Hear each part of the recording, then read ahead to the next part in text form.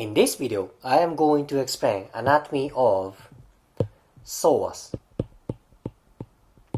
This muscle is very deep muscle. I am going to explain its origin, insertion, function, and important connection with other muscles.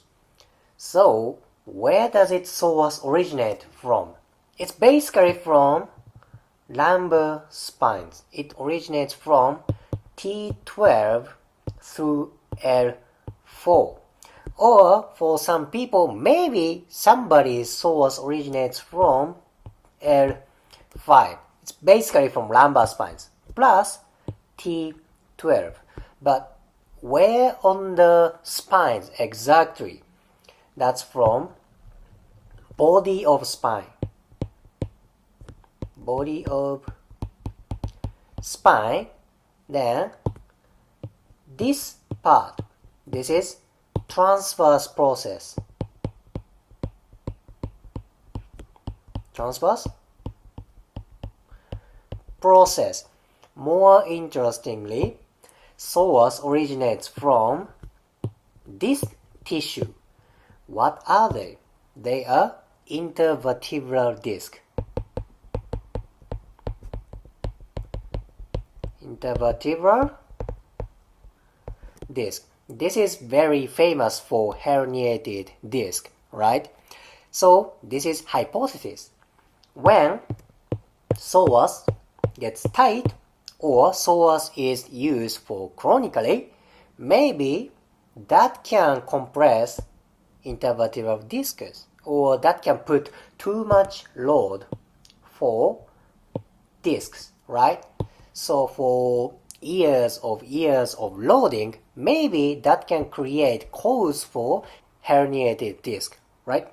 I am not saying that psoas is always related to herniated disc.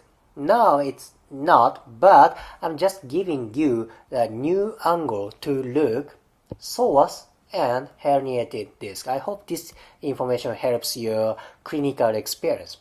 Anyway, origin of psoas. T12 through L4 and 5. Where is that? Body of spine, transverse process, and intervertebral disc. That's very important. And I want you to focus on this white tissue. What is it? This is anterior longitudinal ligament. Anterior longitudinal ligament. Psoas does not attach to this ligament. However, they are very close each other. When psoas gets tight, that can affect this ligament. Where is this ligament going? This ligament goes all the way up to head. So tightness of this place can affect to thoracic spines, cervical spines, and maybe for head. Anyhow, this muscle is very, very important. Now let me explain its insertion. However, in this picture, it's hard to see insertion, so let me change picture. So this is closer view of hip joint. This is psoas. This part is insertion. This is lesser trochanter.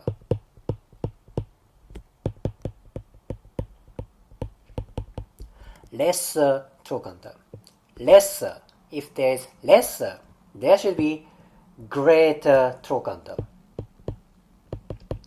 Greater trochanter. There are many muscles that attach to greater trochanter, but there are only few muscles attached on lesser trochanter. One is psoas and the other one is iliacus. Okay, iliacus. By the way, psoas and iliacus kind of unite here, then it becomes iliopsoas. Iliacus is also important for pelvic movement, so I'd like to upload iliacus video for the other day. Okay. Anyway, insertion of psoas is lesser trochanter. Now let me explain function of psoas, especially for hip joint from this picture. Okay, when psoas contracts this way, what kind of movement is that? That is hip flexion. Hip flexion. This is important hip flexor. There are not many hip flexors in human body. So when people cannot use psoas for hip flexor, other hip flexors have to take compensation. Now what's going to happen? That can be for overuse for the other muscle.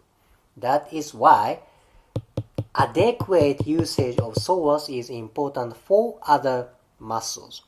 Hip flexion. Plus, that can do rotational movement. External rotation. This is also important. Anyway, psoas can do hip flexion and external rotation. This is for hip movement. Now let me explain movement for spines. I came back to first picture. Remember, psoas originates from lumbar spines and T12. When psoas contracts, that can bring spines this way. What is it? That is side bend. Plus, that can bring to the other side of rotation. That is contralateral rotation. Contralateral means the other side. This is right side. When this side gets shortened, that can bring to left side rotation. Left rotation. This is opposite direction, right? That means contralateral. Contralateral rotation. Side bend and rotation happens when one side contracts. What happens when both sides contract? That can bring lumbar spines to both extension and flexion.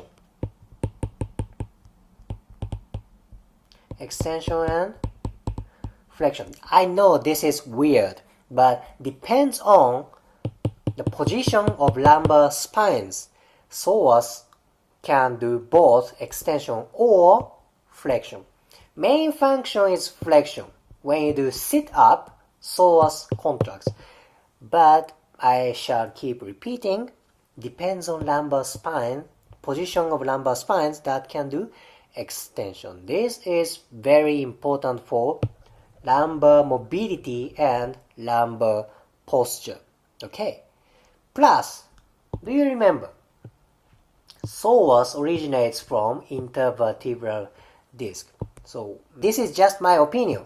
When both sides contracts shortened this way, maybe that can compress whole lumbar spines, right? It's like a compression force. Maybe that can affect for intervertebral disc and lumbar spines. This is just my opinion. This is my personal experience. When psoas is released, when psoas is stretched, many people feel their lumbar spines lengthen. That means I feel stress on lumbar spine is relieved. Psoas is very important for lumbar spines and of course for hip joint. For next picture, I am going to explain relationship with other muscles.